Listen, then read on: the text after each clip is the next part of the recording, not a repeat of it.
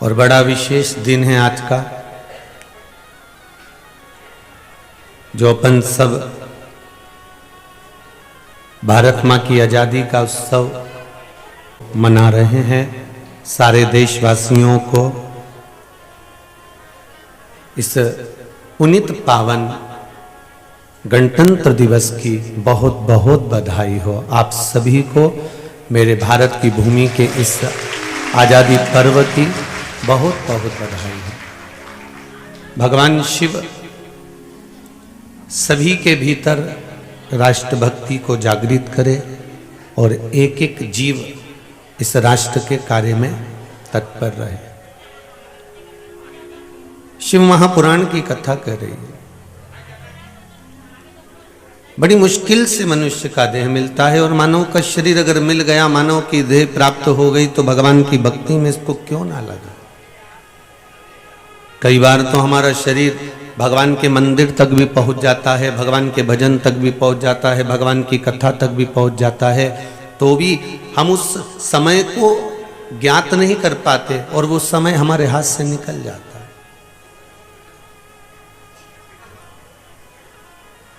बहुत इच्छा, बहुत अरमान, बहुत अभिलाषा लेकर हम भगवान के दरवाजे पहुंचते हैं, और जब भगवान के दरवाजे पर हम पहुंचते हैं, बड़ी अभिलाषा, बड़ा आनंद लेकर हम पहुंच जाते हैं, पर उस तक पहुंचने के बाद भी हम परमात्मा के नहीं हो पाते। वहां तक पहुंचने के बाद भी हम भगवान के नहीं हो पाते। अर्थात शरीर तो मिल गया मानव का, पर हम भगवान का भजन नहीं कर पा रहे।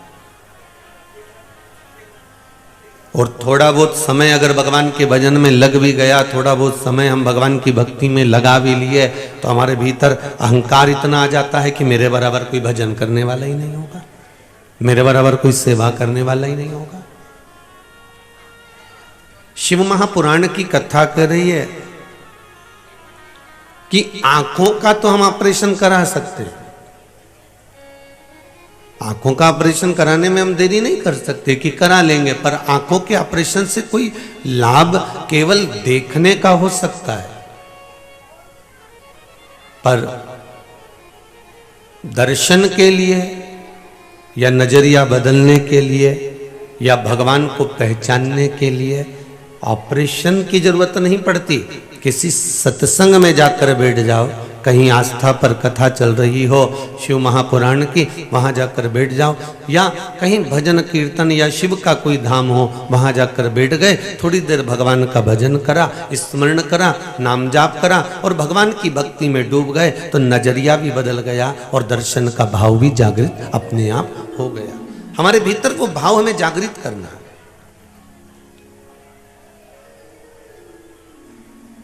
हमारे भीतर हम वो भाव को जागृत करें। भगवान ने नेत्र दिए हैं, प्रत्येक जीव को नेत्र दिए हैं कि इन नेत्रों से तुम्हें देखना है। एक पशु भी बनाया, एक पक्षी भी बनाया, जलचर भी बनाया, थलचर भी बनाया, वायुचर भी बनाया, सबको भगवान ने नेत्र दिया और यही कहकर दिया कि इन नेत्रों से आपको देखना है, इन नेत्रों से आपको देखना है। पर भगवान ने ये जरूर कहा कि इन नेत्रों से देखना है, पर भगवान ने ये नहीं कहा कि इससे हमें दूसरे का अवगुण देखना है। भगवान कहते हैं इन नेत्रों को बड़ी मुश्किल से प्राप्त हुआ है। महाराज, इन नैनों को रोग लगा है रोज सिनेमा देखन का, इन नैनों से दर्शन कर लो सभी रोग मिट जाएंगे। हरि ओम हरि ओम हरि ओम हरि ओम। बड़ी मुश्किल से नयन मिले, और वो नयन मिले तो उसको सत्कर्म में क्यों ना लगाए। अगर भगवान ने नेत्र दिए हैं तो उसको सतमार्ग की ओर क्यों ना लेकर जाए।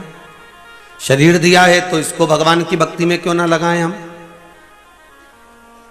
चरण दिए हैं तो इसको भगवान के दरवाजे तक क्यों ना लेकर जाएं हम। और यदि भगवान ने श्रवण दिया है तो इन कानों से क्यों ना हम भगवान की कथा को श्रवण करें, भगवान की भक्ति में क्यों ना डूबे हम। जिसको सारी इंद्रियां, चाहे 5 कर्मेंद्रिय हो, चाहे 5 ज्ञान इंद्रिय हो, कल जैसा कर दीजिए भाई, 5 कर्मेंद्रिय हो चाहे 5 ज्ञान इंद्रिय हो, ये सारी इंद्रियों को हमें परमात्मा तक दे देना है। क्योंकि इंद्रियां बड़ी विचलित होती है।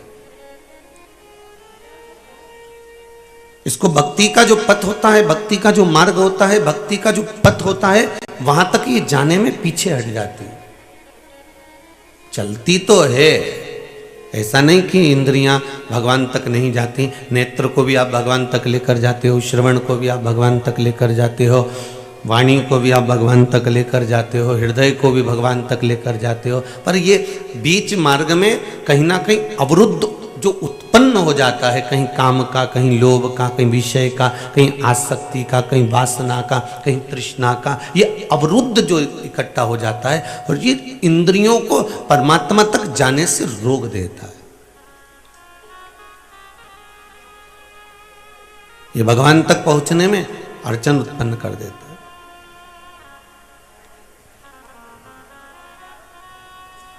शिवगण शिव महापुराण की कथा कहती है, एक बार भृंगी ने नंदी के साथ जाकर भगवान शंकर से एक निवेदन करा। और भृंगी भगवान शंकर से निवेदन कर रहे हैं, भगवान नंदी के साथ जाकर भगवान शिव से विनती कर रहे हैं कि बोले बाबा ये बताओ कि हम गणों का काम क्या है।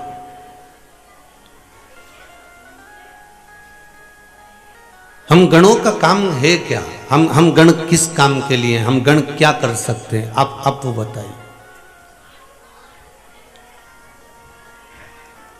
भगवान शंकर ने कहा, मृत्यु लोक में जितने भी मानव, चाहे जलचर हो, चाहे थलचर हो, चाहे वायुचर हो, मनुष्य के साथ में जो जीव जंतु भी अगर जन्म ले रहे हैं मृत्यु लोक में, कभी कभी आपने ये ध्यान करा होगा, स्मरण करा होगा कि चींटी भी क्या रोती है? क्या झिंगुर भी रोता है? क्या कोई कीड़ा जब दुख पड़ता है उस पर तो वो रोता है?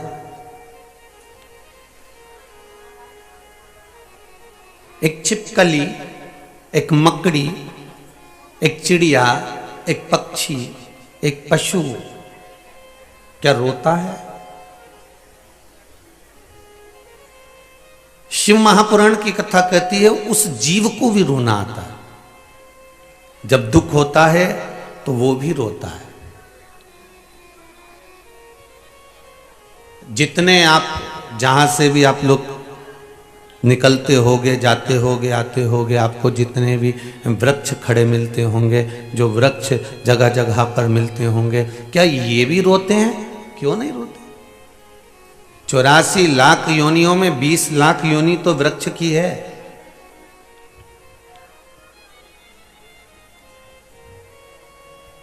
उस 20 लाख योनि में भी वृक्ष भगवान से प्रार्थना करते हैं कि हमको कांटे वाला बना देना। 20 लाख योनियों में वृक्ष कहते हैं हमें कांटे वाला बना देना, पर हमको फल वाला मत बनाना। क्यों? अगर फल वाला वृक्ष बनाओगे तो लोग हमको पत्थर मारेंगे, नोचेंगे, तोड़ेंगे, चढ़ेंगे, खींचेंगे, मारेंगे, इसलिए हमको फल वाला मत बनाना।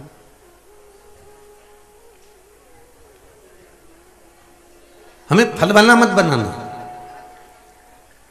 जिस वृक्ष में फल लगने लगते हैं उस वृक्ष पर लोग पत्थर मारने लगते हैं। आपके मोहल्ले में इमली का पेड़ हो तो देख लेना, बेर का पेड़ हो तो देख लेना, आम का पेड़ हो तो देख लेना, लोग उस पर पत्थर मार रहे हैं, लोग उसको खींच रहे हैं, लोग उसको डालियों को नोच रहे हैं, कोई उसके ऊपर चढ़ गया, कोई खींच रहा है, कोई तोड़ रहा है, कोई मोड़ रहा है। और अगर 20 लाख योनियां तो वृक्ष की हैं, 84 लाख योनि में से ये लता पत्र ये जितने दिख रहे हैं आपको, दुर्वा है, घास है, ये सब 20 लाख योनि के अंतर्गत आ जाते हैं।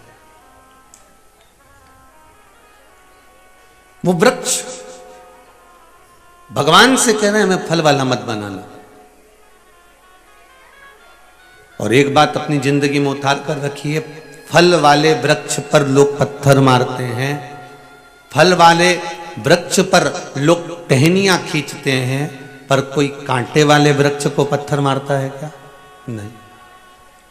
जितने आस्था पर श्रवण कर रहे हैं, जितने फेसबुक यूट्यूब पर सुन रहे हैं, भाव से कहना, कोई कांटे वाले वृक्ष को पत्थर मारेगा? नहीं मारेगा। कोई कांटे वाले वृक्ष को नोचेगा? नहीं नोचेगा। जिसमें फल लग रहे होंगे उसी पर पत्थर पड़ेगा, जिसमें फल लग रहे होंगे उसी को नोचा जाएगा, जिस पे फल लग रहे होंगे उसी की पत्तियों को तोड़ा जाएगा, उसी डाली को तोड़ा जाएगा। उसी तरह जब तक आपके पास में कुछ भी नहीं है, धन नहीं है, वैभव नहीं है, सत्ता नहीं है, पैसा नहीं है, दौलत नहीं है, तब तक दुनिया के लोग आप पर कोई उंगली नहीं उठाएगा। पर जैसे जैसे जैसे जैसे मेरे देव अधिदेव महादेव की कृपा आप पर होती चली जाएगी और आप उन्नति की ओर बढ़ते चले जाओगे, तो फिर लोग पत्थर मारना चालू करेंगे, फिर डालियां खींचना चालू करेंगे, फिर लोग ताना देना चालू करेंगे, अपशब्द कहना चालू करेंगे, फिर लोग आपको ताने पर ताना देंगे। तो समझ लेना कि अब आप कौन से वृक्ष बन गए हो? फल वाले वृक्ष बन गए। अब आप फल वाले वृक्ष बन गए।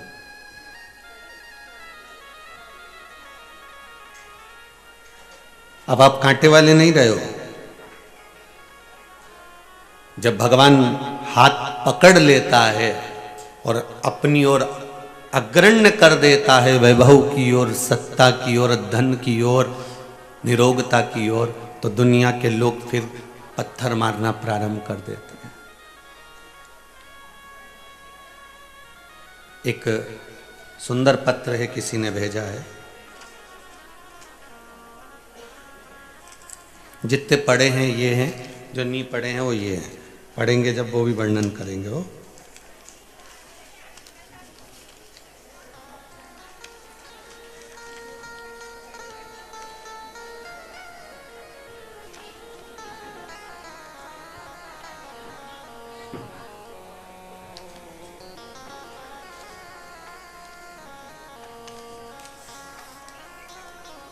अर्पित सुभी साहू जबलपुर से हैं। कहीं बैठी हो तो खड़ी हो जाना।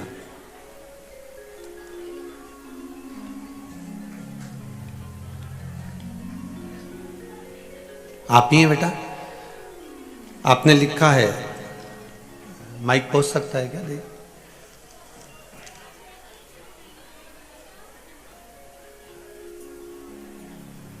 पहुंचाइए जरा।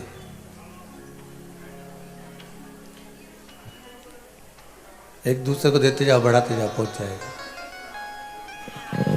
इसमें बेटा आपने लिखा है 5 अप्रैल 2021 से आपकी कथा सुन रही हूँ।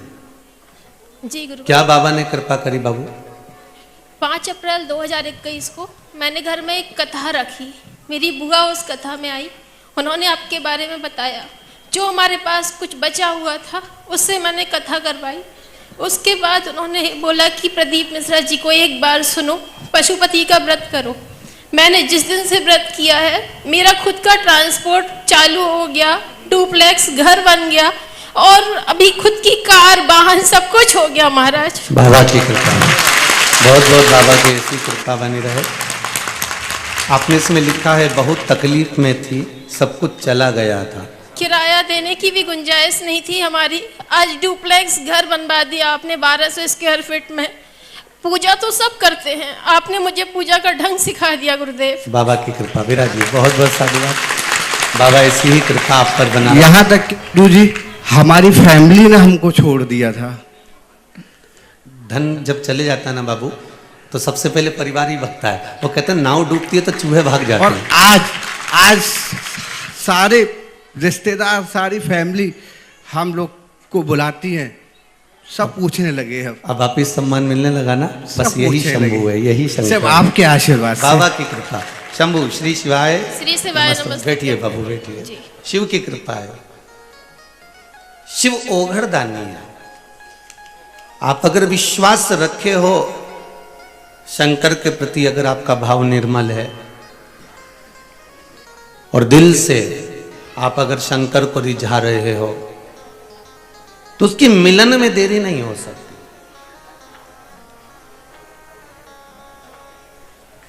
आप केवल उसको पहचान लो एक बार कि शिव तत्व क्या है। शिव तत्व को जानने की अगर एक ललकता, दुनिया फिर वही कल वाली बात है महाराज कि संसार सागर में जन्म लिया है, उतार और चढ़ाव जिंदगी के आते रहेंगे, पर सब साथ छोड़ दें दो। पर एक निवेदन है, आप बाबा का दरबार मत छोड़ना, शिव का द्वार मत छोड़ना। आप शंकर का द्वार मत छोड़ो। दुनिया कहेगी, ताने भी दहेगी, अपशब्द भी कहेगी और कहती रहेगी, उसका कर्म है कहने का। एक पत्र में किसी ने लिखा है,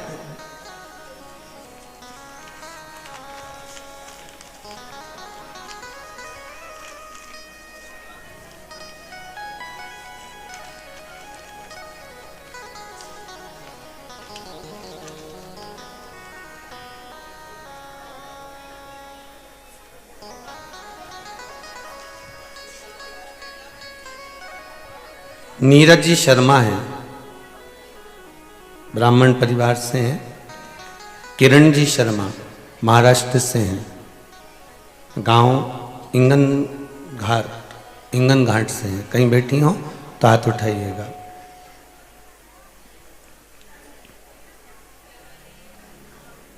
आप ही हैं? माइक दीजिए जरा।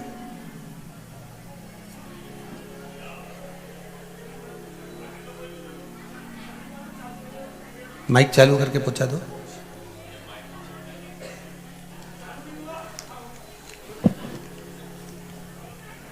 श्री शिवाय, श्री शिवाय।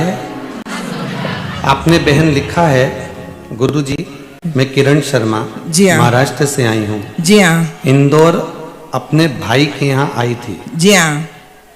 परिवार सहित क्या हो गया था? मेरे भाई शांत हो गया था, पर मैं 2 कदम भी नहीं चल सकती थी। जी। भोलेनाथ की ऐसी कृपा हुई कि मैं गंगा सागर होके आई हूँ अभी। बाबा की कृपा। अचानक मेरी बहू के क्या हो गया था? बहू को पैरों में तकलीफ है मेरे। नहीं, आपका इसमें लिखा है बहू को भी कुछ तकलीफ हो गई थी। किसको? बहू को। मेरी बहू को एकाएक डॉक्टर ने बोला कि हार्ट में प्रॉब्लम है। पर जब से मैंने भगवान का ध्यान किया और प्रार्थना की, तो भगवान की कृपा से वो सब प्रॉब्लम अपने आप सॉल्व हो गया। हो गया? ऑपरेशन जी तो हाँ। नहीं हो रहा ना? नहीं हुआ। बस ठीक है। आपने लिखा है इसमें ऑपरेशन का बोल दिया था डॉक्टर हाँ, ने। हाँ, हाँ। तो अब ठीक है ना? अब बिल्कुल ठीक है। बस बाप बैठिए, बैठिए। श्री शिवाय नमस्तुभ्यम। नमस्तुभ्यम। शिव उपासना करिए और शंकर की भक्ति। आपको कहीं नंदी और भृंगी शिव के गण भगवान शंकर से पूछ रहे हैं कि हमें क्या करना, हमारे लिए आज्ञा क्या है। ये शिव के गण भगवान शंकर से पूछ रहे हैं। भगवान शिव ने कहा तुम्हारा एक ही काम है। थोड़ी चोंगे जैसी आवाज आ रही है बाबू। भगवान शिव के गणों ने पूछा कि हमारे लिए आज्ञा क्या है, हम क्या कर सकते हैं, वो बताया जाए। तब भगवान शंकर ने कहा तुम्हारा एक ही काम है, तुम्हारे लिए केवल एक ही क्रम है कि मृत्यु लोक में चाहे जलचर हो, चाहे थलचर हो, चाहे वायुचर हो, चाहे मृत्यु लोक में रहने वाला छोटे से छोटा जीव क्यों ना हो, उसके भीतर क्या चल रहा है और वो क्यों रो रहा है, उसके रोने का कारण क्या है, उसको क्या दुख है, ये आप मुझ तक पहुंचा देना। शंकर के जितने गणों का दर्शन आप इस पीछे फोटो में कर रहे हो, फ्लेक्स में कर रहे हो, बैनर में कर रहे हो, या जितने भी शिव जी की शादी में शंकर भगवान के गणों का दर्शन करते हो, ये गण जितने 33 कोटि देवता हैं उससे थोड़े बहुत कम भगवान शंकर के गण हैं।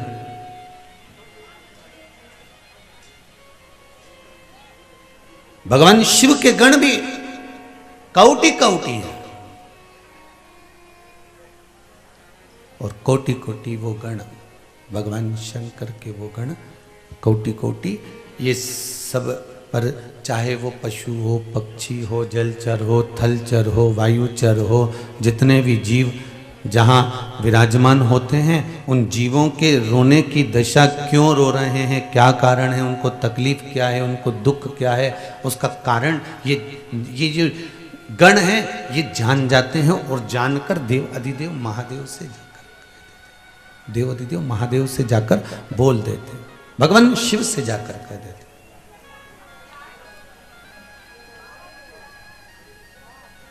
शंभु शरणे पड़ी मांगू घड़ी रे दुख काटो दया करी दिल डालो। शंभु शरणे पड़ी मांगू घड़ी रे घड़ी दुख काटो दया करी दर्शन आपो। भगवान शिव की कथा करें। एक चींटी भी रोती है, एक पक्षी भी रोता है, एक पशु भी रोता है, एक जलचर जल में रहने वाला जीव भी रोता है, एक वायु में रहने वाला, एक थल पर रहने वाला जीव भी रोता है। अब आप में से कितने लोग हैं कि चींटी को रोते हुए देखा हो और उसकी हृदय की गति आपने जानी हो कि ये क्यों रो रही है?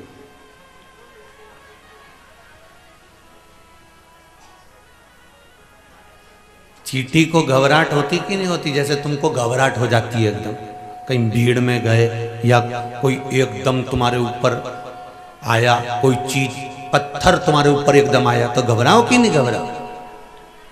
तो चींटी घबराए कि नहीं घबराए?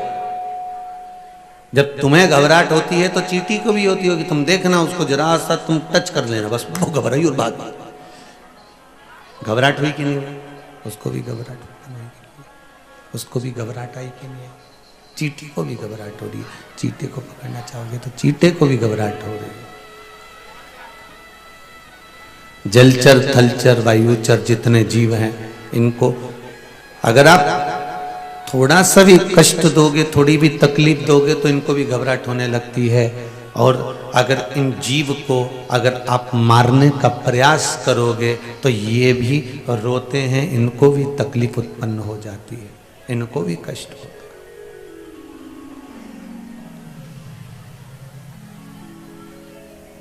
इस संसार सागर में आने के बाद कोई ऐसा नहीं जिसको कष्ट नहीं।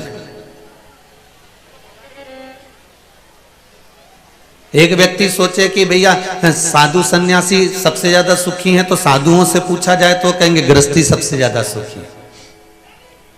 गृहस्थी से कहा जाए कि तुम कैसे सुखी, तो क्या हमसे ज्यादा तो पैसे वाला सुखी है। पैसे वाले से कहा जाए तुम सुखी हो, तो क्या हमसे ज्यादा तो भैया वो बड़ी बड़ी पार्टी लोग सबसे ज्यादा सुखी है।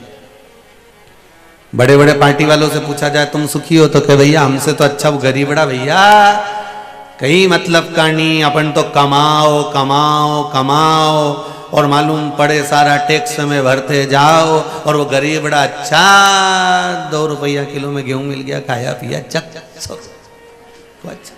कहा मतलब का?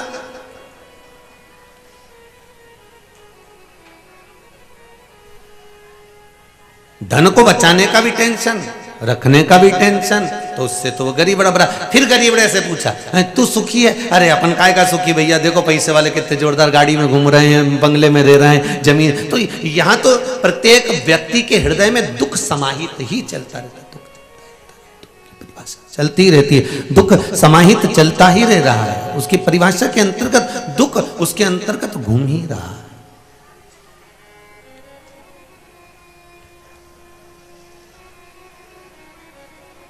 महाराज, हम तेरी दुनिया में आकर खो गए,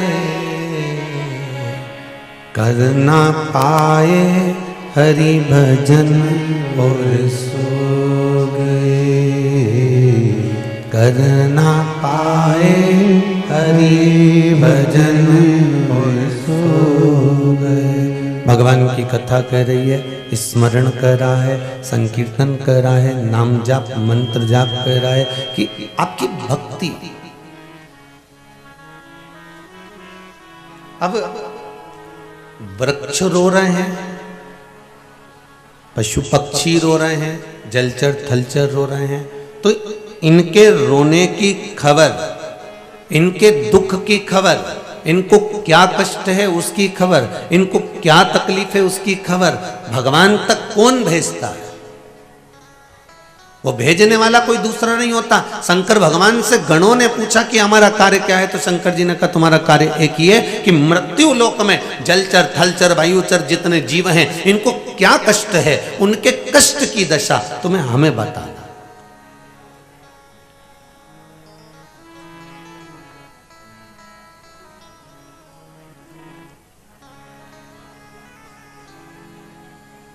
एक बार भृगु ऋषि तीनों देवताओं की परीक्षा करने के लिए चले, ब्रह्मा विष्णु और महेश की। अब भृगु ऋषि जब परीक्षा करने के लिए चले तीनों देवताओं की, तो सबसे पहले भृगु बाबा पहुंचे ब्रह्मदेव के पास में, और ब्रह्मा जी के पास में जाकर उन्होंने जो देखा, और ब्रह्मा जी के पास में जैसे ही पहुंचे तो ब्रह्मा जी तो अपने नेत्र बंद करके भगवान की भक्ति में लगे हुए थे, और जैसे ही भृगु बाबा आए तो ब्रह्मा जी उठ के खड़े नहीं हुए, उन्हें आदर नहीं करा, सम्मान नहीं करा, तो इनको क्रोध आ गया और इन्होंने ब्रह्मा जी को थोड़ा सा श्रापित कर दिया। अब ये पहुंचे भगवान शंकर के यहां, शिव जी के यहां जैसे पहुंचे तो भगवान शंकर के गण नंदी दरवाजे पर खड़े थे, इनको अंदर प्रवेश नहीं दिया। अब जब ये अंदर प्रवेश नहीं करे, अंदर की ओर जाने नहीं दिया, भृगु बाबा ने कहा हमें महादेव से मिलना है, देवाधिदेव महादेव से हमें बात करना है, शंकर से हमें मिलना है, पर इनको अंदर जाने ही नहीं देते, इनको प्रवेश ही नहीं देते। जब प्रवेश नहीं दिया तो भृगु बाबा को क्रोध आ गया, और भृगु ऋषि ने कहा नंदी तूने मुझे रोका है दरवाजे पर, तूने मुझे रोका है दरवाजे पर, मैं तुझे श्रापित करता हूं कि तू दरवाजे पर ही रहेगा।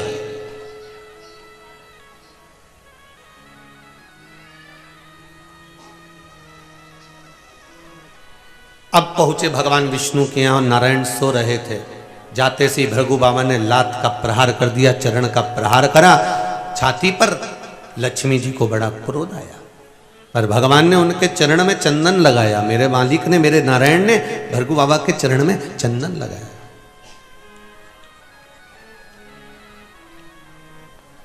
भृगु ऋषि के चरणारविंद में चंदन, तो माता लक्ष्मी ने पूछा प्रभु चोट तुम्हें लगी है तो तुम्हारी छाती पर चंदन लगाना चाहिए, तो आप भृगु ऋषि के चरण पे चंदन लगा रहे हो। भगवान कहने लगे भृगु बाबा के चरण बड़े कोमल कोमल हैं, मेरा शरीर पे मारा चल गया पर इनके चरण में चोट नहीं लगना चाहिए, इसलिए इनके चरण में मैं चंदन लगा रहा हूं, इनके चरणों में मैं चंदन लगा रहा हूं। अब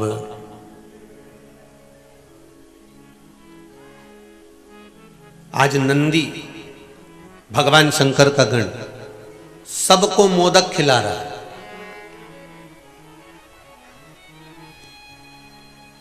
अगर आपको कोई श्राप दे दे, आपको कोई गाली दे दे,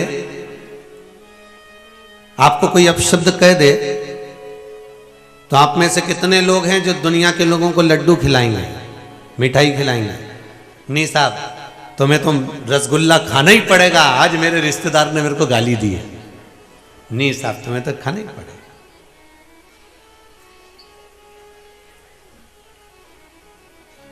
आज मेरे रिश्तेदारों ने मुझे गाली दी है, आपको रसगुल्ला खाना पड़ेगा। आप में से कितने लोग हैं जितने आस्था पर सुन रहे हो, जितने फेसबुक यूट्यूब पर सुन रहे हो, कोई रसगुल्ला खिलाएगा? किसी ने गाली दी तो कोई अपशब्द कहा तो कोई मिठाई खिलाएगा? नहीं। पर नंदी सबको मोदक खिला रहे हैं, सबको मोदक खिला रहे हैं, सब प्रसन्न भाव में मोदक खा रहे हैं।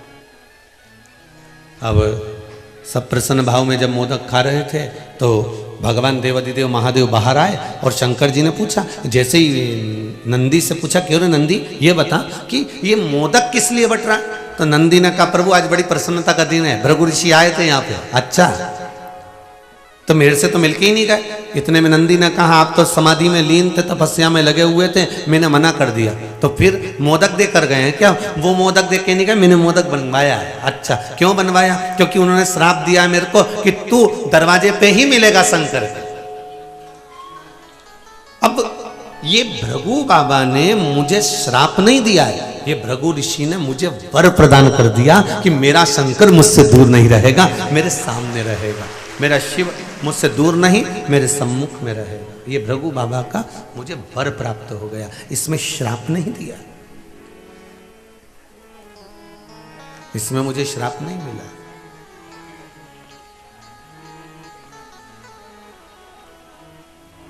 मुझे वर प्रताप, मुझे वर प्राप्त किया है, मुझे वर प्रदान किया है कि आप शिव के सम्मुख में रहो, भगवान शंकर के साथ। और फिर निवेदन है, अगर आप शंकर के दरवाजे जा रहे हो, शिव की उपासना में जा रहे हो, शिव के द्वार जा रहे हो, शंकर के भजन में जा रहे हो, 12 ज्योतिर्लिंग के दर्शन करने के लिए जा रहे हो, शिव मंदिर में जा रहे हो, तो भगवान से कहना कि बड़ी कृपा है आपकी जो आप मुझे यहाँ भेज रहे हो, बड़ी कृपा। तेरी कृपा बिना नहीं ले एक भी अणु, लेते हैं श्वास तेरी कृपा से तनु तनु। हे गंगाधार मुक्ति द्वार ओमकार तू, भोले ओमकार तू, आयो शरण तिहारी, भोले हार तार तू। भगवान शिव की कथा कर रही हो, गणदानी शंकर का चरित्र, देवादिदेव महादेव का चरित्र का, उसकी अगर कृपा है और आप शिव मंदिर तक जा रहे हो, शंकर के भजन तक जा रहे हो, तो उसमें शिव की कृपा जाना।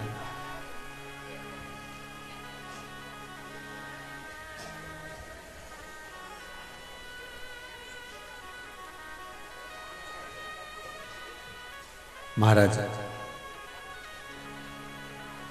शिव कथा कह रहे हैं, मैंने गणों को अपने पास में रखा है।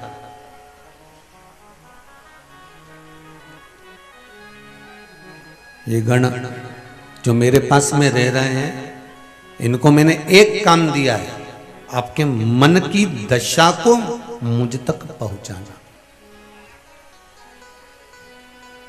आपके मन में क्या चल रहा है, आपके भीतर क्या चल रहा है, आपकी मन की दशा क्या है, आप क्यों दुखी हो, उस दुख का जो कारण होता है, भगवान शंकर के गण दिखते नहीं है, भगवान शिव के गण कभी नजर नहीं आएंगे आपको, पर भगवान शंकर के गण आपके बीच में, आपके सम्मुख में होते हैं।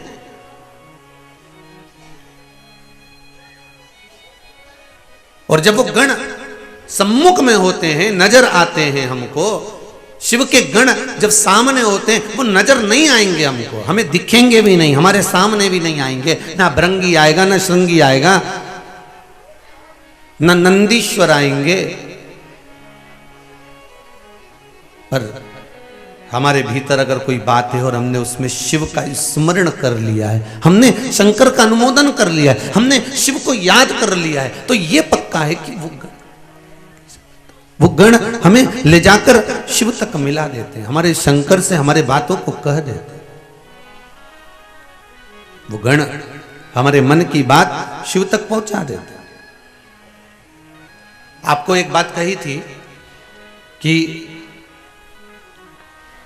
कई लोगों ने कहा कि गुरुजी कहते हैं कि शिव मंदिर की चौखट पर जाकर प्रणाम करो। कई लोगों को वर्णन भी कई बार आप लोगों से कहा भी कि जब जीवन में अगर तकलीफ है, कष्ट है, बहुत ज्यादा दुख चल रहा हो और आपने पशुपति व्रत भी कर लिया, उपाय भी करे और अगर आपको फल नहीं मिला है तो समझना कि कोई विपदा बहुत भारी है, थोड़ा समय लग रहा है। बहुत मोटी फाइल होती है ना, तो उसको थोड़ा गायब करने में समय भी लगता है। देवाधिदेव महादेव, तुम्हारे कष्ट बहुत हैं तो किसी कारण से हो सकते हैं, उस कष्ट को कम करने में बाबा को थोड़ा समय लग सकता है। तो अगर ज्यादा तकलीफ है, बहुत कष्ट है, बहुत तकलीफें आ ही रही हैं, जा ही नहीं रही, तो प्रयास करो ना, एक दीप बेलपत्री के पेड़ के नीचे लगाना और एक दीप पीपल के पेड़ के नीचे लगाना और एक दीप आंवले के वृक्ष के नीचे लगाना। ये 3 जगह पर दिए लगाना प्रारंभ कर दीजिए।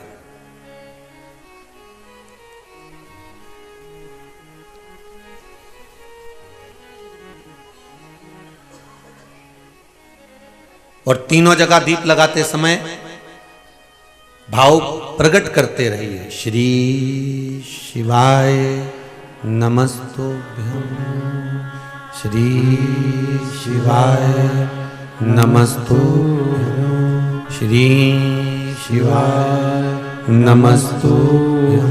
भाव प्रकट कर दो।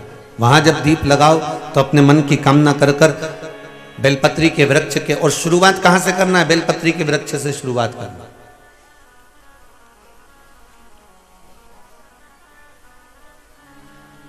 घी का दीप लगाइए, घृत का,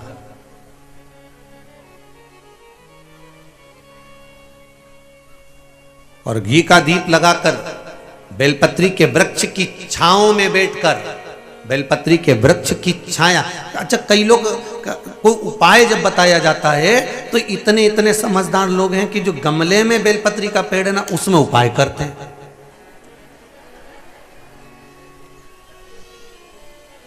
अब बोला क्या गया था आपको? जितने भी उपाय बोले गए तो उसमें क्या बोला गया कि बेलपत्री के वृक्ष के नीचे करना। अब इनने काय में करा?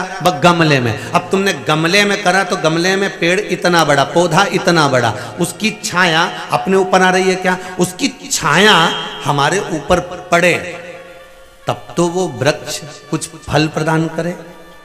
अब तुम धूप में बैठे हो और धूप में बैठे हो और धूप में अगर कोई छाता तुम्हारे पास में होगा तो तुम उसकी छाया में रहोगे। अब उसी तरह जैसे छाते की छाया में चलोगे तो पानी नहीं लगेगा, धूप नहीं लगेगी, कभी हवा भी चल गई, छाता साइड में कर लिया, हवा भी नहीं लगेगी। उसी तरह कई उपाय लोग करते जरूर हैं। उनसे कहा कि आपको बेलपत्री के पेड़ के नीचे ये चढ़ाना है या बेलपत्री के पेड़ के नीचे ये करना है, तो उन्होंने सोचा अपन तो एक काम करो, 50 रुपए का बेलपत्री का पौधा अपने घर पे ही ले चलो, वहीं गमले में लगा लेंगे, वहीं पूजन करते रहेंगे और वहीं पे सारा उपाय करते रहेंगे। अब महाराज चिल्ला चिल्ला के कह रहा सियोर वाला की बेलपत्री के पेड़ के नीचे करो, तो पेड़ के नीचे का मतलब है कि वृक्ष की छांव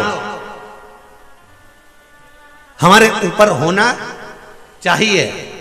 आशीर्वाद का मतलब जानते हो ना सभी लोग, कि किसी को प्रणाम करो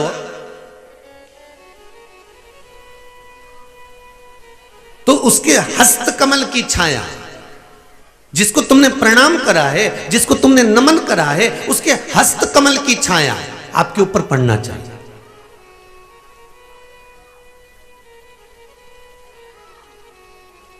हस्तकमल की छाया पड़ना या दृष्टि पड़ना, इन दोनों में ज्योतिषाचार्यों से किसी से पूछा जाए, हम ज्योतिषाचार्य नहीं है, पर किसी ज्योतिषाचार्य से जाकर पूछा जाए कि जब कोई प्रणाम करता है, जब कोई नमन करता है, तो हाथ की छाया या हस्तकमल या दृष्टि क्यों डाली जाती है, उसका कारण क्या है? तो वो कहेंगे ये इन उंगलियों में शंख और चक्र हैं। प्रत्येक मनुष्य की उंगलियों में शंख चक्र होते हैं, यहां बने होते हैं, प्रत्येक मनुष्य की उंगली में होते हैं शंख और चक्र। जब वो जो झुकता है, प्रणाम करता है, उस पर जब अपने हाथ उठाकर आशीर्वाद देता है तो ये शंख और चक्र का भाव उसके ऊपर किरण के रूप में प्रकट हो जाता है और उसके ऊपर कोई ऐसा काम हो रहा होता है या उसको कोई दुख आने वाला होता है तो बुजुर्गों के, गुरु के, घर के बड़ों के, कोई बयों के, चाहे संत महात्मा, साधु जन, ब्राह्मण जन, संत जन का जब हाथ उठता है और उसकी उंगलियों का प्रकाश उस जीव पर पड़ता है तो फिर जो दुख आने वाला होता है वो कुछ समय के लिए टल जाता है। इसलिए कहते सुखी रहो। कोई माता पिता अगर आशीर्वाद देंगे तो आशीर्वाद हाथ उठा कर कहेंगे बेटा खुश रहो, बेटा आनंद में रहो, सुखी रहो। गुरुजी के पास जाओगे तो गुरुजी एक धप्प मार कर कहेंगे जा जा चल जा आनंद से रहे, आशीर्वाद दे दिया। तो ये जो आशीर्वाद है ये उंगलियों से निकलने वाला जो शंख और चक्र प्रत्येक मनुष्य की उंगली में होता है, भगवान ने दिया इसलिए है कि आप उससे किसी ना किसी को वर प्रदान करते रहें, आप किसी का कल्याण करते रहें। उसी तरह दृष्टि है, आशीर्वाद हाथ उठाकर भी दिया जाता है, नेत्र दृष्टि से भी दिया जाता है। दृष्टि से कोई भजन करने वाला, पूजन करने वाला, अर्चना करने वाला, सेवा करने वाला, भगवत स्मरण करने वाला, कोई संत, कोई साधु, कोई सन्यासी, कोई ब्राह्मण, कोई भगवान की भक्ति में डूबने वाला, कोई भजन करने वाला, कोई जीव है भगवान की भक्ति में, कोई गुरुजी लगे हुए हैं, भजन में कोई गुरुजी लगे हैं। उनसे हमें ये नहीं कहना है कि आप आशीर्वाद दो साहब, हमें तो केवल उनके सामने जाकर खड़े हो जाना है और उनकी दृष्टि हम पर पड़ गई और इतने में हमारा कल्याण हो गया। मात्र दृष्टि से भी वर की प्राप्ति है। किसी साधु जन की, किसी गुरु जन की, किसी महात्मा, किसी संत, किसी जोगी, कोई सन्यासी, कोई तपस्वी, कोई ब्राह्मण जन की मात्र दृष्टि भी पड़ गई तो सुखी हो गया। जैसे बच्चा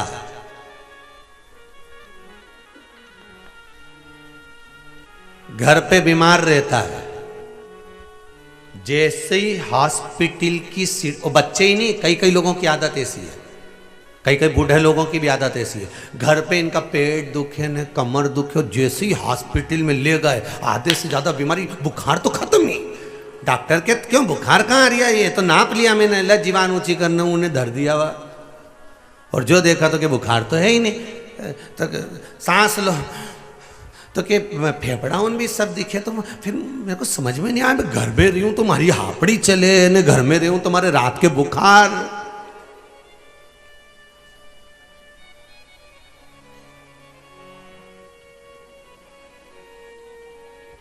पर डॉक्टर साहब मेरे को तो लगता है कि आपका हाथ लगते से ही ठीक हो जाओ।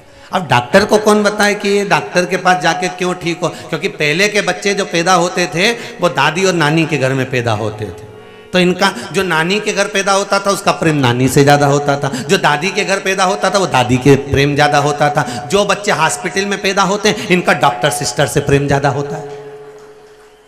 तो जब तक ये साल भर में 6 महीने में 3 महीने में एक आध बार हॉस्पिटल नहीं जाए, मौसी से नहीं मिल के आए और मामा से नहीं मिल के आई नहीं, तब तक इनका भले ये बस 500 रुपये इनके लगे और ये ठीक हुआ, क्योंकि ये मौसी और मामा को याद करे कि इनके घर में तो जाना पड़ेगा क्योंकि यहाँ पैदा हुआ हूँ।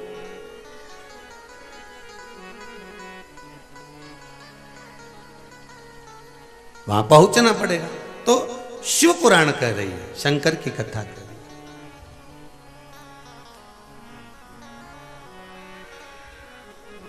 दुख आया रहे महाराज,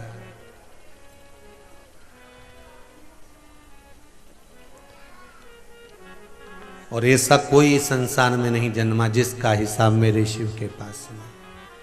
महाराज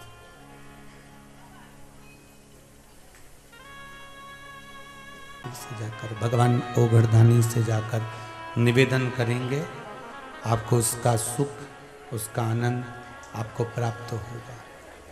आप विनय करें बाबा से, कभी भी एक बात का स्मरण अपने भीतर रखना कि भजन का, सत्संग का, संकीर्तन का, कथा का, कीर्तन का, भगवान की भक्ति का अहंकार मत होने देना। बस इतना ध्यान रखना। और यदि कभी भगवान की भक्ति में डूबने का मौका मिले तो उसमें दिखावा मत होने देना।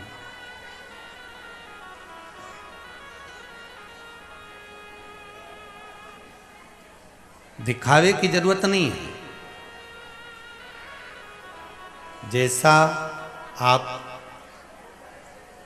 कभी कई जगहों पर तो लोग दिखावे के चक्कर में कथा सत्संग आदि खोवे तो उसमें कुछ ज़्यादा बढ़ चढ़ कर दिखा देवे। पर कभी आप मौका मिले तो जो टीवी पर आप भगवान का स्वरूप देख रहे हो, या मंदिर बनते हुए देख रहे हो, या गौशाला देख रहे हो, या वृद्धाश्रम बनते हुए देख रहे हो,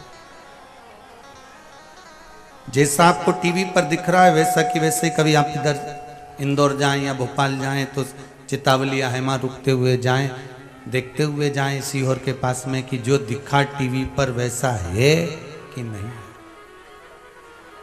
भक्ति, भजन में, भक्ति में, भगवान के स्मरण में दिखावा नहीं होना चाहिए। उसमें दिखावे की जरूरत नहीं पड़ती। आप तो केवल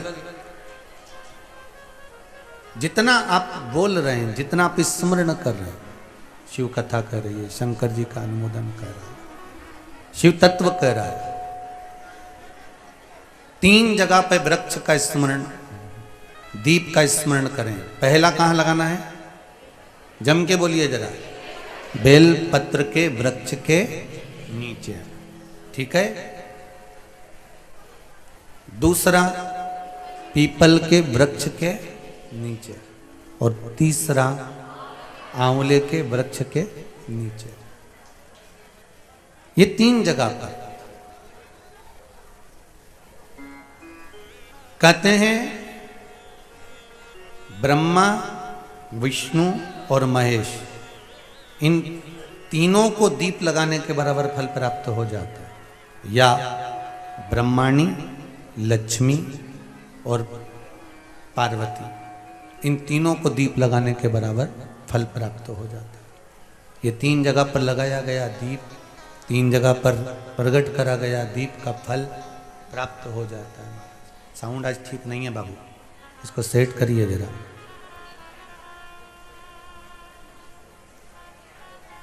तीन जगह के फल का आनंद प्राप्त हो जाता है।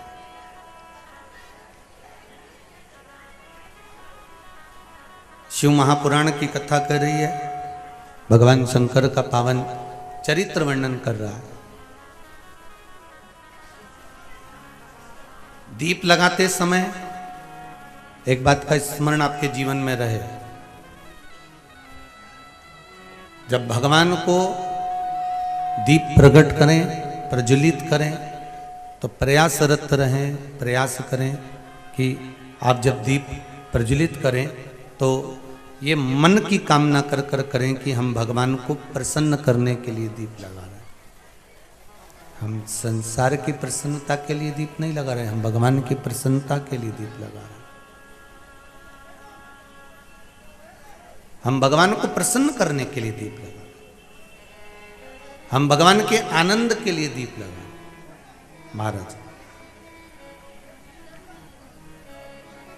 किसी भी भूमि पर, किसी भी जगह पर अब जो निवेदन करते हैं, क्यों कहा जाता है हमारे हिंदू धर्म में, हमारे शास्त्रों में क्यों कहते हैं कि भैया एक काम करो कि तीर्थ जाइए, तीर्थ में जाकर निवेदन करिए, तीर्थ में जाकर कहिए, तीर्थ में जाकर विनती करिए, गंगा का स्नान करिए, यमुना का स्नान करिए, सरयू का स्नान करिए, मंदिर जाइए, 12 ज्योतिर्लिंग का दर्शन करने जाइए, तीर्थ जाइए, देवालय जाइए।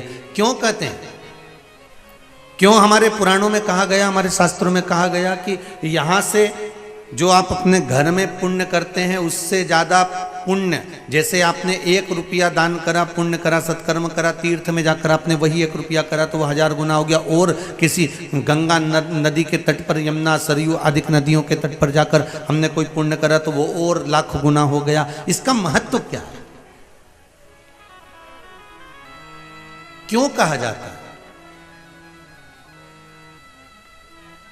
कारण क्या हो जाता है कि उसका उसका महत्व बढ़ जाता है, उसका फल बढ़ जाता है, उसका सुख बढ़ जाता है। क्या कारण? महाराज, भगवान के जो गण हैं ये पूरे ब्रह्मांड में भ्रमण करते रहते हैं। भगवान के गण पूरे ब्रह्मांड में भ्रमण करते रहते हैं, पर जो तीर्थ वाली जगह होती है, जहां पर देवालय हो, पीपल का वृक्ष हो, आंवले का वृक्ष हो, बेलपत्री का वृक्ष हो, नदियां हो, तालाब हो, सरोवर हो, पुण्य क्षेत्र, पुण्यमय क्षेत्र, उस जगह पर ये गण सदा मौजूद रहते हैं। इनको जाना नहीं रहता, ये वहां से सूचना दूसरे गण को देते हैं और दूसरा गण जाकर भगवान तक वो सूचना पहुंचा देते हैं। भगवान तक वो सूचना पहुंच जाती। जैसे एक सुंदर कथा, महाबलेश्वर महादेव, महाराष्ट्र। आप लोगों में से कई लोग गए भी होंगे, और जितने लोग महाराष्ट्र के श्रवण कर रहे होंगे तो वो तो कई बार घूम कर आए होंगे। महाबलेश्वर, लोग उसको हिल स्टेशन भी मानते हैं, पर हिल स्टेशन से ज्यादा महाबलेश्वर में शंकर जी की मूलता है। एक ब्राह्मण कन्या थी जिसका नाम था सोमनी।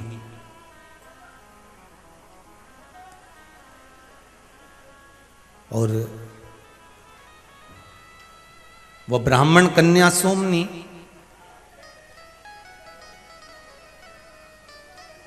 जिसका विवाह एक ब्राह्मण पुत्र से किया गया, दोनों का मंगल विवाह हो गया, दोनों आनंदमय जीवन जीने लगे। समय आया, ब्राह्मण कन्या का विवाह जिस ब्राह्मण से हुआ था, जब ब्राह्मण के विवाह के केवल 12 वर्ष ही निकले थे और वो ब्राह्मण मर गया।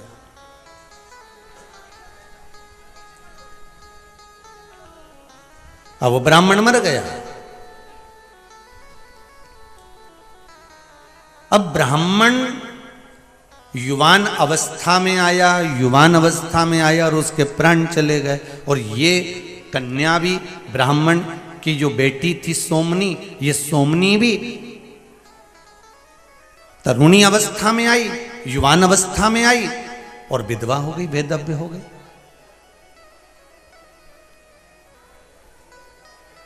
अब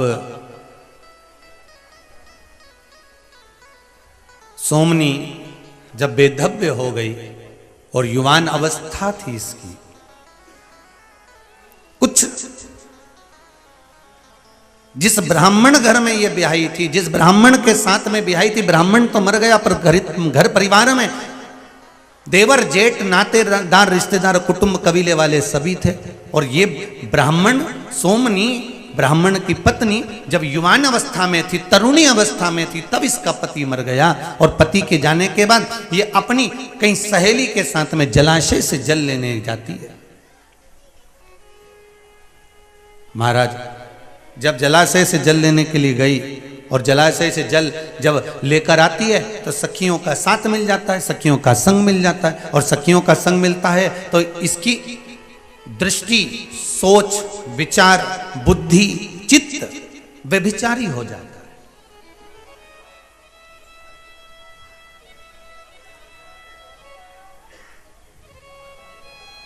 इसकी सोच बदल गई, इसकी विचार बदल गए, ये व्यभिचारिणी हो गई। अब परिवार वालों को मालूम पड़ा कि ये गलत मार्ग पर चली गई है, ये गलत मार्ग पर जा रही है, ये सोमनी ये गलत मार्ग पर जा रही है और इसने पर पुरुषों के साथ में रहना प्रारंभ कर दिया। तो परिवार वालों को गुस्सा आया, परिवार वालों को चाहिए था कि उसको समझाएं, उसको ज्ञान दें, उसको समझाने का प्रयास करें। जब कोई बच्चे गलत मार्ग पर जाते हैं तो मेरा माता पिताओं से निवेदन है, उसको मारना नहीं, उसको डांटना नहीं, उसको समझाने का प्रयास करना। हमारे शिव महापुराण में ऐसे ऐसे शिवलिंगों का वर्णन आता है साहब कि उस शिवलिंग के पास का जल मात्र लाकर पिला दिया जाए, जैसे आपको कहा था शिवपोड़ी का जल मदिरा पीने वालों के लिए श्रेष्ठ होता है। पांडुकेश्वर का जल, शरीर में लकवा लग गया, शरीर की इंद्रियां काम करना बंद कर दी, हाथ पैर से विकलांग हो गए, तो पांडुकेश्वर का जल काम करना प्रारंभ कर देता है सब।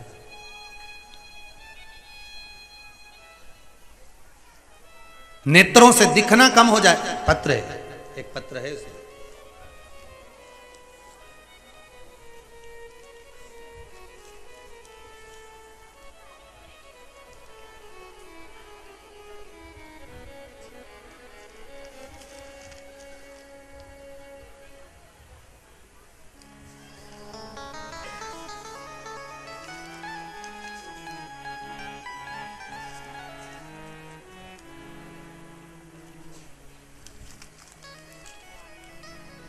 मीना वर्मन मुंबई से हैं, कहीं बैठी हैं?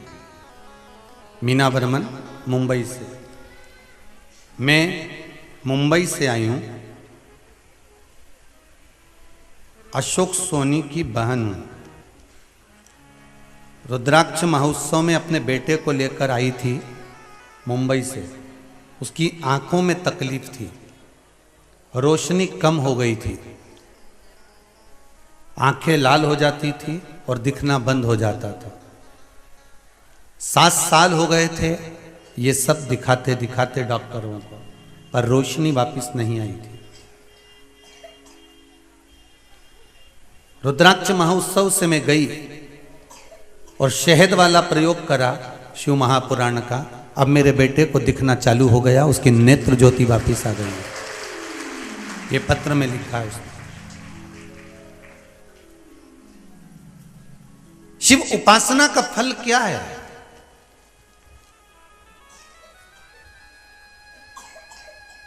हमारे शंकर की स्तुति, शंकर का स्मरण। फिर कहूंगा, ब्रह्मा ब्रह्मलोक में रहते हैं, बैकुंठ में भगवान विष्णु रहते हैं, पर मृत्यु लोक का अगर कोई देव है तो वो महादेव है। उससे कहा खाली नहीं जा सकता, उससे कहा कभी खाली नहीं जा सकता। आप उससे निवेदन तो करो, उससे विनती तो करो, उसकी चौखट पर जाकर बोलो तो। एक पत्र में लिखा है,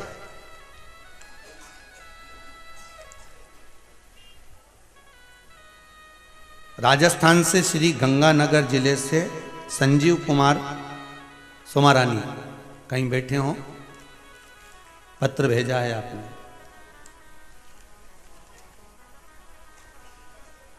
इसमें लिखा है 25 जनवरी को 10 बजे से 11 बजे तक गुरुजी आपके मिलने का समय था, तो मैं 25 जनवरी को 10 से 11 बजे मिलने के लिए आया। मिलना तो हुआ, केवल दर्शन, क्योंकि कोरोना महामारी के चलते मिलना बंद है। तो मेरी बिटिया ने इस पत्र में लिखा है, परीक्षा दी थी, पहले भी 3 बार दे चुकी थी, पर उसमें सिलेक्शन नहीं हुआ। तब मेरी बेटी ने शिव महापुराण की कथा सुनी थी, अपनी माँ से, मेरे से कहा अपन चलते हैं एक बार बाबा को धूप तो लगा के आए, बोल कर आए। 25 जनवरी को 10 बजे से 11 बजे तक मैं यहाँ आई, मिली, और मेरी बेटी ने बैंक मैनेज पेपर दिया और उस पेपर में यहाँ से जाते ही उस इंटरव्यू में पास हो गई, उसकी नौकरी लग गई है। उसके लिए बहुत बहुत धन्यवाद दे रही हूँ। ये पत्र में लिखा। अब 25 जनवरी को कितना दिन हुआ रे बाबू? 25 जनवरी 10 से 11 बजे से बीच मिली थी। 25 जनवरी आज कौन सी है? 26। और एक दिन की बात है, कल और आज में कितना अंतर हो गया? पत्र पढ़ लेना रे भाई, इसको दिखा भी देना भाई, हो इस पे टीवी पे दिखा दे, इस पत्र को ले पढ़ ले। ये पत्र का भाव देखिए जो उसने लिखा है। कल 25 थी, आज 26 है। राजस्थान से थी, गंगानगर जिले से संजीव कुमार सोमारानी इस पत्र को लिखी है। शिव उपासना किसको कहते हैं? आप अगर दिल से उसको रिझा रहे हो, दिल से अगर विनती कर रहे हो, आपका केवल एक प्रार्थना, शिव को आपके धन और दौलत से मतलब नहीं है। ये सोमनी ब्राह्मण की बेटी, ये सोमनी ब्राह्मण के साथ विवाह हुआ, पर गलत संगत में पड़ गई, और गलत संगत में पड़ गई तो गलत विचार आ गए, पर पुरुषों के साथ रहने लगी, व्यभिचारिणी हो गई। परिवार वालों को मालूम पड़ा, उन्होंने उसको समझाने का प्रयास नहीं करा। हम अपने बच्चों को समझाने का प्रयास करें कि हमारे जीवन में हमें सतमार्ग की ओर कैसे चलना।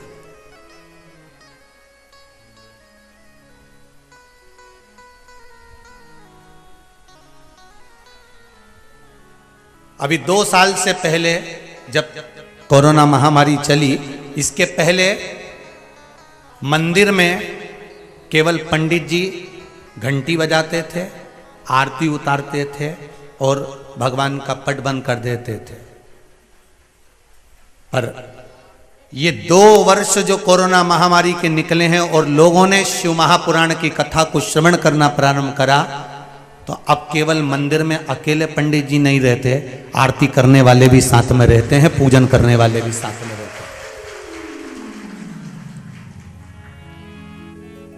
क्यों? क्योंकि हमने खुद भगवान को हवा बना दिया था कि लोग मंदिर तक जाते ही नहीं थे। लोगों को हमने डरा दिया था कि लोग मंदिर तक नहीं पहुंचते थे। अब शंकर से लोगों का इतना प्रेम हो गया, भगवान से इतना प्रेम जागृत हो गया कि लोग मंदिर की सीढ़ी छोड़ते नहीं है। एक बार पशुपति व्रत पूरा हो जाता है, दूसरी बार फिर चलने के वापिस चालू हो जाता है। एक काम पूरा हुआ, दूसरे काम में फिर पहुंच गया। एक पत्र में किसी ने, बहन जी ने लिखा है कि हम तो हर 3 महीने में बाबा के दर्शन करने आ जाते हैं, क्योंकि बाबा 3 महीने में हमारा काम पूरा कर देता।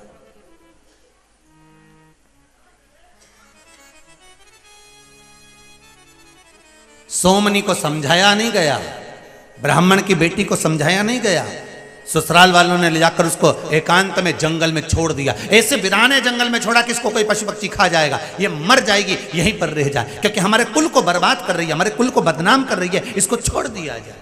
अगर कोई नशे में डूबा हुआ है, कोई बेकार कर्म में डूबा हुआ है, तो क्या हम उसको छोड़ देंगे? हम उसको ले जाकर जंगल में पटक देंगे?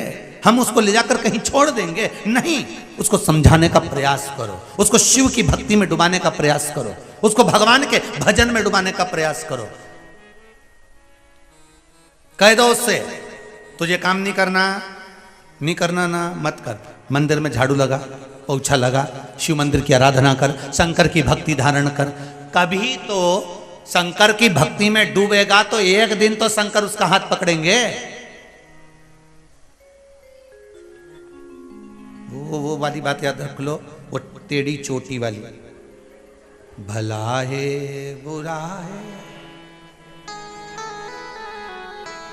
ओ मेरा पति तो मेरा।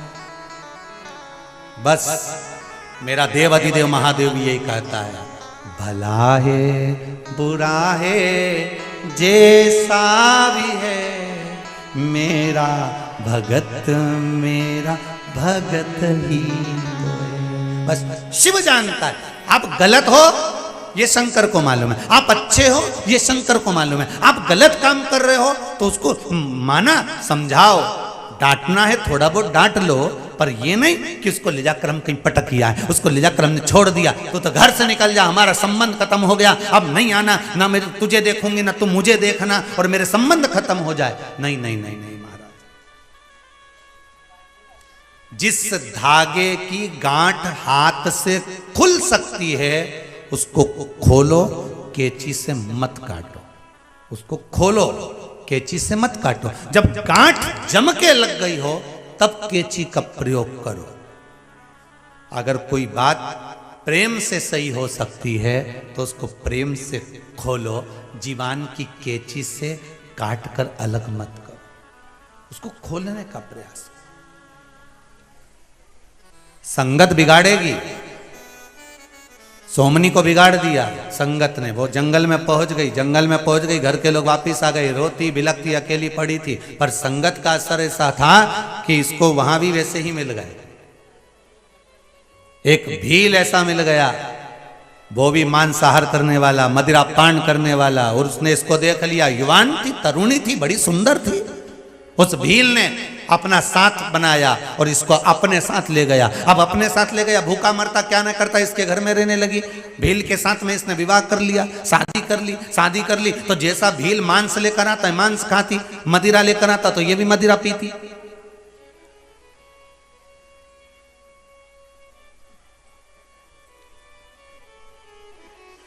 गलत कर्म में लीन रह रही है, गलत कर्म में।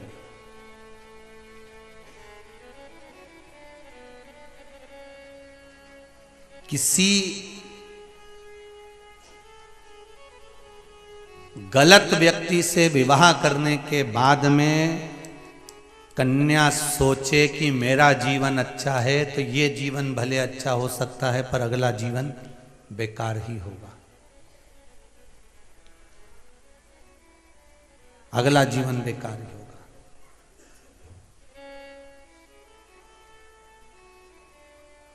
महाराज, घर में एक बेटी ने जन्म ले लिया, सोमनी के।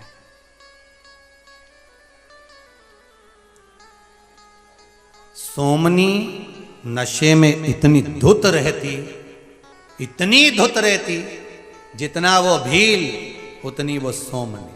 घर में बेटी ने जन्म ले लिया, जन्म लेने के बाद एक दिन भील कहीं चले गया और बेटी को जन्म देने के बाद ये भूख के मारे बिलबिला रही थी, बिलख रही थी, मुझे भूख लगी।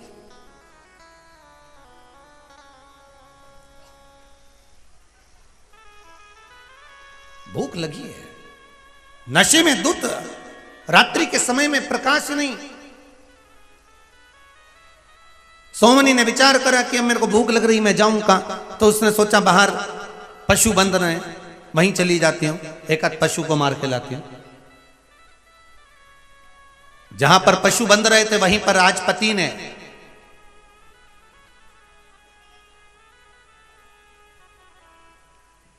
गाय बछड़ों को भी बांध रखा था। ये नशे में इतनी धुत थी, सोमनी पहुंच गई रात्रि के समय पर, भूख से बिलख रही थी, और अंदर जाकर इसने जो नशे में देखा, सामने बकरा बंधा हुआ था, बकरे को खोल कर इसने फरसा उठाकर उस बकरे का सिर काट दिया। खींचती हुई लेकर अपने कक्ष की ओर गई, मांस खाने के लिए लेकर गई थी, पर जाकर क्या देखती है कि ये बकरा नहीं मरा, एक गाय का बछड़ा मर गया था। फिर भी गाय का बछड़ा मर चुका था, और जो बछड़ा मरा इसके मुख से 2 बार निकल गया शिव शिव। परंतु नशा इतना था कि भूख तेज थी, उसको ही खा गया।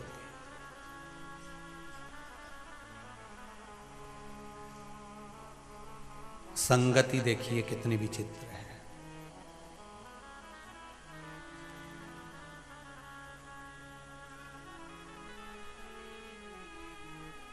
समय आया, कहीं जा रही थी, ब्राह्मण की बेटी थी, इसलिए पछतावे के रूप में 2 बार मुख से क्या निकल गया था? शिव शिव। और ये शिव नाम किसकी संगत से निकला था?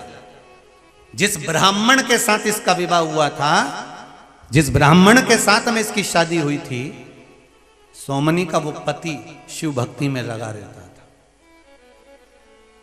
पर इसका चित्त शिव भक्ति में नहीं लगा था। पर मुख से 2 बार शिव निकल गया इसके। एक दिन जाते जाते रास्ते से, मार्ग से जा रही थी और कहीं खड्डे में नशे के कारण गिर गई, प्राण छूट गए। प्राण छूटे और अगला जन्म इसका चंडाल के घर में हो गया।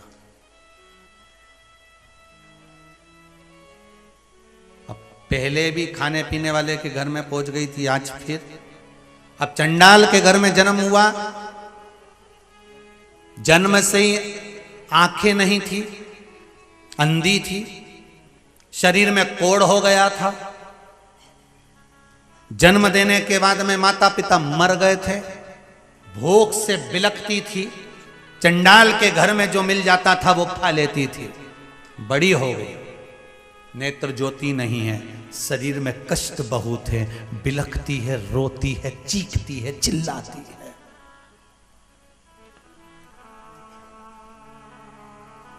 रो रही है।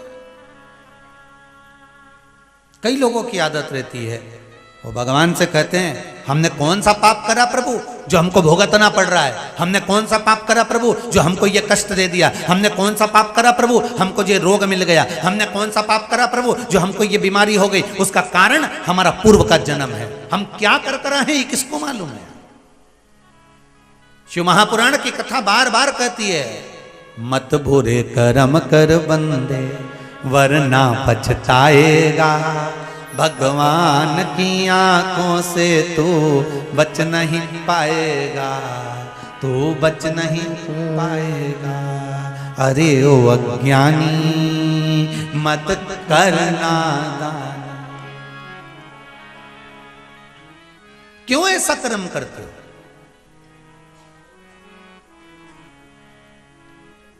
भगवान से कहना, अगर मनुष्य का शरीर दिया है ना भोलेनाथ, तो तेरे संकीर्तन में लगा कर रखना, तेरी सेवा में लगा कर रखना, तेरे भजन में लगा कर रखना, तेरे कीर्तन में लगा कर रखना।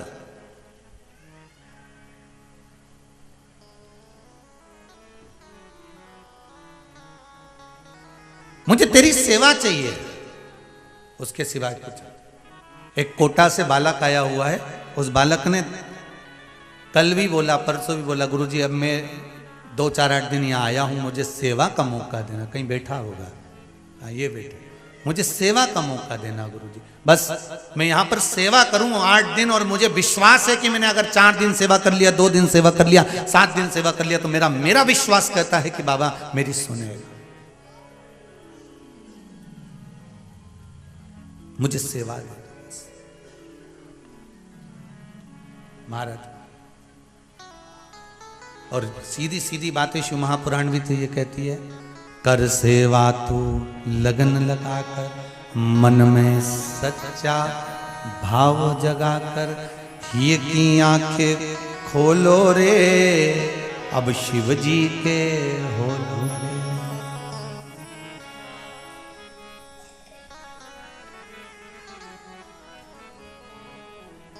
रोम रोम रस घोलो रे, अब शंकर के होलो। बस अब इस चित्त को, शंकर तन है, शंकर मन है, शंकर ही जीवन है। रोम रोम रस घोलो रे, अब शंकर के होलो। श्री शिवाय नमस्तुभ्यं बोलो रे, अब शंकर के बोलो रे। अब चित्त मन, सोमनी ने जन्म जरूर ले लिया, पूर्व में करा था, गलत भक्षण कर लिया था, गलत संग कर लिया था, गलत के साथ रह ली थी, मदरा पान मांसाहार सब कुछ गलत करा, जन्म चंडाल के घर में हो गया, गलत जगह पर आई, आंख तक नहीं दी भगवान ने, कौड़ी शरीर बना दिया, खाने के लिए बिलखती थी। किसी को मालूम पड़ा, इसको कहीं सूचना मिल गई कि पास में महाबल शंकर का एक मंदिर है, वहां कोई शिवलिंग है, उस शिवलिंग के पास में मेला लगने वाला है। इसने सोचा मेले में जाऊंगी, कुछ खाने का मिल जाएगा, किसी के हाथ का छुड़ा कर ही खा लूंगी, कुछ मिल जाएगा। आंख से अंधी, शरीर में कोढ़, शरीर बेकार, धीरे धीरे चलती चलती चलती चलती गोकर्ण क्षेत्र में पहुंच गई, जहां पर महाबलेश्वर भगवान शंकर का मंदिर था। शिवालय मंदिर में केवल मंदिर नहीं बना था, केवल शिवलिंग था उस जगह पर, केवल शिवलिंग।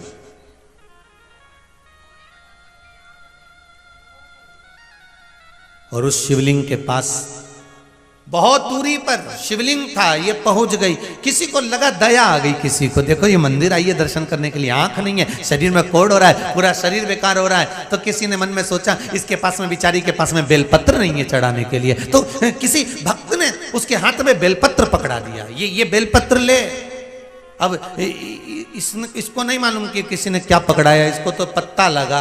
अब आंख से अंधी थी, उसने जो हाथ में लिया तो इसको पत्ते सा नजर आया। इसको लगा खाने का सामान तो दिया नहीं, इसने सूंगा तो क्या कोई पत्ती पकड़ा के चले गया। मेरे को तो भूख लगी और अपार भूख लग रही, कुछ खाने को मिल जाए। अब इसको पत्ती दी तो इसने पत्ती को फेंक दिया। अब वो बेलपत्री फेंकी, हवा चली, फिर पत्ती पत्थर से टकरा कर रुक गई। फिर थोड़ी देर बाद हवा चली, पत्ती फिर उड़ी, फिर टकरा कर गिर गई।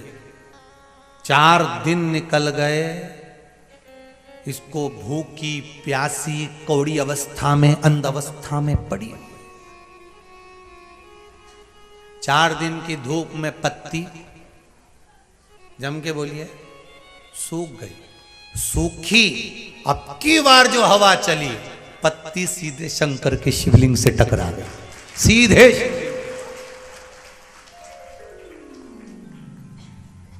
महाबल शिवलिंग से जैसी पत्ती टकराई, शंकर से जाकर लगी, ये चली। भूख से बिलबिला रही थी, 4 दिन से किसी ने अन्न नहीं दिया था, भूख से बिलबिला रही। महाबल के पास से गोकर्ण क्षेत्र से आगे बढ़ी, वापिस जाने लगी। टकराती हुई, गिरती पड़ती, भूख से बिलकती हुई चली। चक्कर खाकर भूख के मारे बिलकती हुई प्राणों को तड़प तड़प के प्राण छोड़ दिए।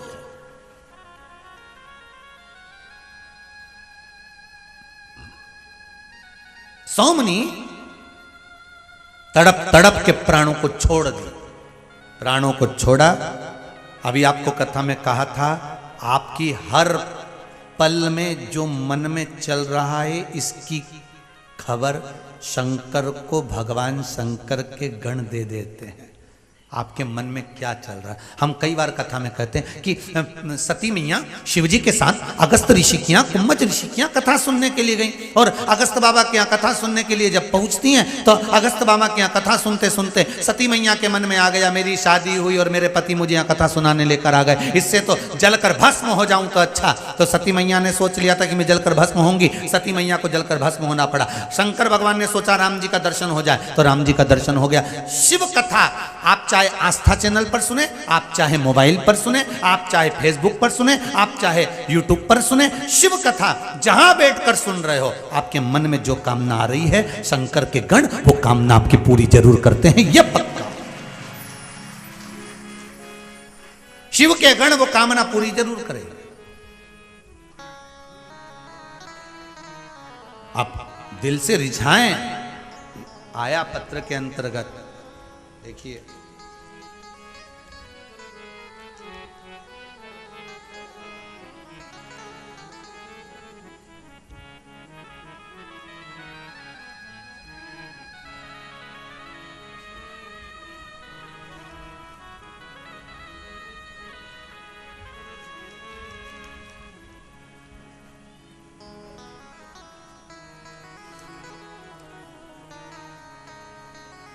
मेरा नाम सुमन गर्ग है,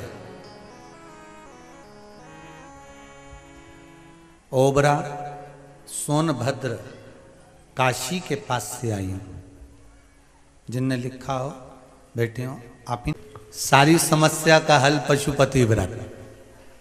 हम हर 3 महीने में आ जाते हैं। बाबा ने ऐसा कोई काम नहीं जो नहीं करा, सब दे दिया बाबा। श्री शिवाय गुरु। श्री शिवाय नमस्तुभ्यम गुरु जी। जी बाबू। हाँ, हमारे को बहुत समस्या थी, वो सारी समस्या हमें पति पत्नी दोनों ने व्रत किया, वो सब समस्या समाधान हो गया। और हर 3 महीने में होता है कि 3 महीने 2 दिन होते और हम यहाँ आ जाते हैं। बस बाबा पकड़ के बुला ही लेता है। श्री शिवाय नमस्तुभ्यम। श्री शिवाय नमस्तुभ्यम। बैठिए बैठिए, बाबा की कृपा।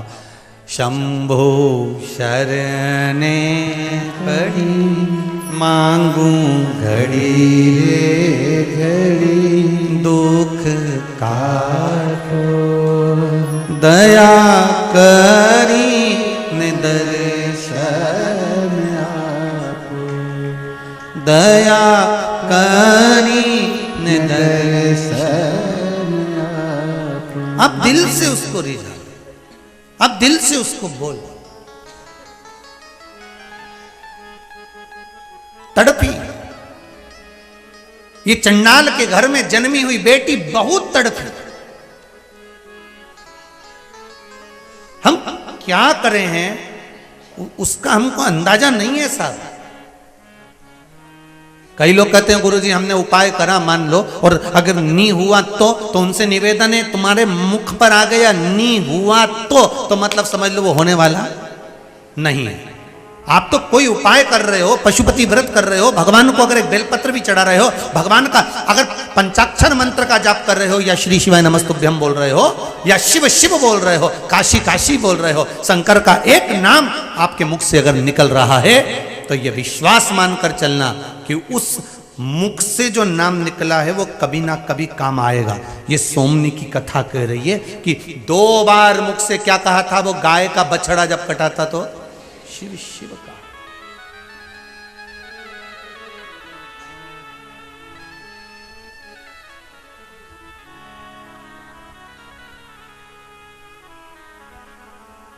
अब आपके मन में आएगा कि उसका सोमनी का जब मुख से शिव शिव निकला था फिर चंडाल के घर में काहे को जन्मी, फिर उसकी आंख से अंधी क्यों हुई, फिर शरीर में कोढ़ क्यों हुआ, फिर दुख क्यों भोगा उसने। जब शंकर का नाम 2 बार लिया था तो ये शरीर में रोग क्यों हुआ, शरीर में दुख क्यों हुआ, चंडाल के घर में जन्म क्यों हुआ।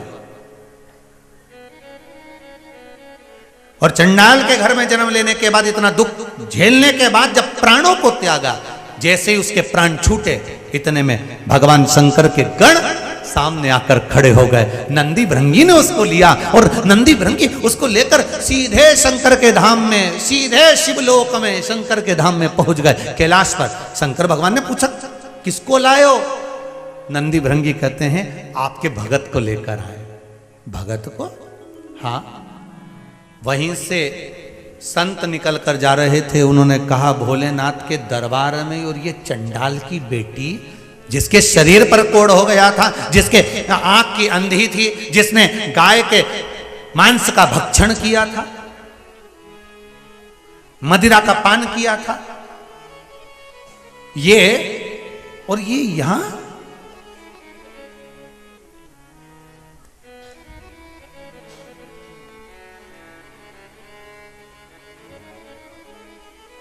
पहुंची। धर्मराज को बुलाया गया।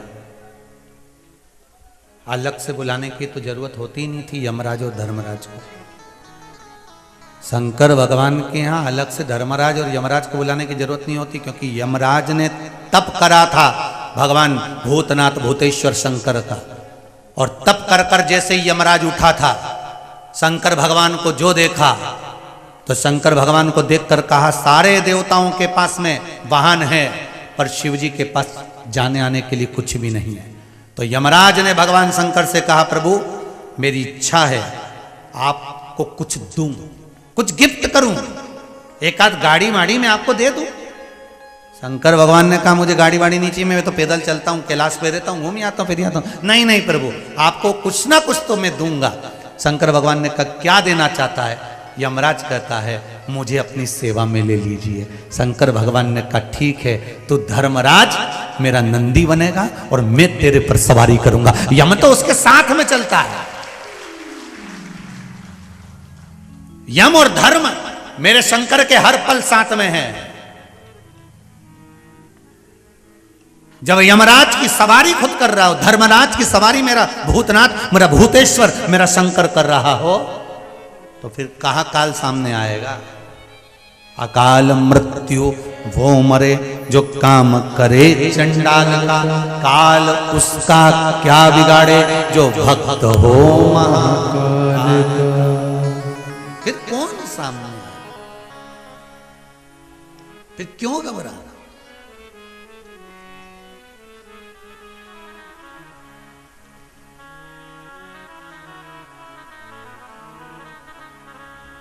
महाराज।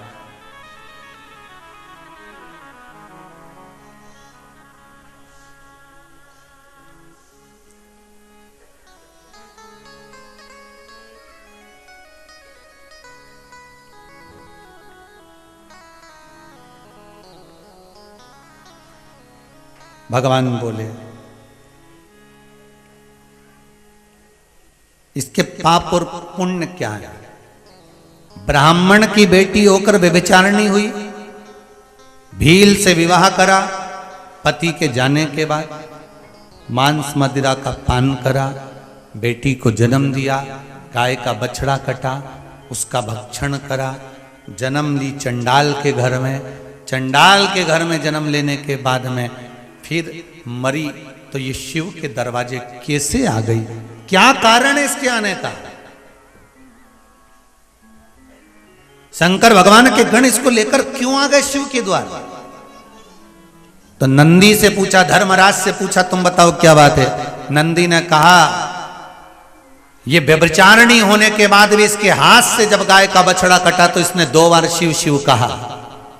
उसका फल इसको ये मिला कि ये चंडाल के घर में जन्म लेने के बाद कर्म का भोग तो भोगना पड़ता है, इसलिए अंधी भी बनी, कोढ़ भी हुआ, पर 2 बार शिव का नाम लिया था, उसका फल ये मिला कि ये गोकर्ण क्षेत्र पहुंच गई। और महाबलेश्वर शिवलिंग के पास पहुंचने के बाद इसके हाथ में जो बेलपत्री आई इसने फेंक दी, इसके हाथ से वो बेलपत्र टच होकर गई और 4 दिन बाद शंकर को जाकर चढ़ गई। शंकर को जो बेलपत्र इसके हाथ की चढ़ी उसका फल ये मिला कि इसको वैकुंठ धाम के पास ये सुंदर कैलाश धाम में मिला। 2 बार मात्र मुख से शिव शिव बोलने से हाथ की बेलपत्र शिव पर चढ़ गई थी। कितनी बार बोली थी? 2 बार शिव शिव बोला तो हाथ की बेलपत्र शंकर तक पहुंच गई थी, और वो शंकर तक बेलपत्र पहुंची तो ये खुद भी शंकर तक पहुंच गई थी। अब जरा विचार करिएगा, आप अपने मन पर लेकर चलिएगा कि आपके मुख से शंकर का नाम निकलता है, आप श्री शिवाय नमस्तुभ्यम बोलते हो, शिव महापुराण को श्रवण करते हो, भले तुम्हारा मोबाइल में डाटा खत्म हो जाता है, 3 घंटे कथा सुनते सुनते मानते हैं। और कई घर के लोग कहते भी होंगे क्या महाराज बैलेंस डलवाएगा? तो उनसे जो बोले ना कि महाराज बैलेंस डलवाएगा तो उसको कह देना महाराज का खाक बैलेंस डलवाएगा। महाराज में काई की दम जो बैलेंस डलवा दे, बैलेंस तो देव अधिदेव महादेव डलवाएगा। और एक बार ऐसा बैलेंस डल गया ना, होता है बैलेंस में भी अलग अलग बैलेंस आता है, एक 10 दिन का डलता है, 4 दिन का डलता है, 10 दिन का, 15 दिन का, 1 महीने का, फिर 3 महीने का भी डले है ना, हाँ 3 महीने का। फिर मुझे तो लगता है कुबेरेश्वर धाम में 3 महीने वाला बैलेंस चलता है, मुझे ऐसा लगता है इन पत्रों से, मुझे ऐसा लगता है पत्रों से कि 3 महीने वाला बैलेंस। और वो एक पत्र मिला वो राजस्थान का, उससे लगा 24 घंटे का बैलेंस था, 25 को आई 26 को हुआ, तो बैलेंस कहीं ना कहीं नजर आ रहा है। ऐसा लगता है कि वो दीदी बोली ना जैसे हर 3 महीने में आ जाता, तो ये बैटरी चार्ज करने आते हैं, बैलेंस ये बस सिम लगाई तो चार्ज। श्री शिवाय नमस्तुभ्यं, श्री शिवाय नमस्तुभ्यं, श्री शिवाय नमस्तुभ्यं, श्री शिवाय नमस्तुभ्यं, श्री शिवाय नमस्तुभ्यं, श्री शिवाय नमस्तुभ्यं। भगवान शिव की कथा कर रही है। ये केवल इसने पाप कर्म करा था, इसलिए चंडाल के घर में जन्म ले ली। शरीर में कष्ट भी आया क्योंकि पूर्व के कर्म का भोग तो मनुष्य को भोगना पड़ता है, पर भोगते भोगते जो भगवान का भजन कर ले, कष्ट भोगते भोगते जो शंकर का अनुमोदन कर ले, कष्ट भोगते भोगते जो भगवत स्मरण की ओर डूब जाए, कष्ट भोगते भोगते जो शिव तत्व की ओर चले जाए, तो वो शंकर की ओर अग्रण्य हो जाता है। निवेदन है जितना बन सके शंकर का भजन करो, जितना बन सके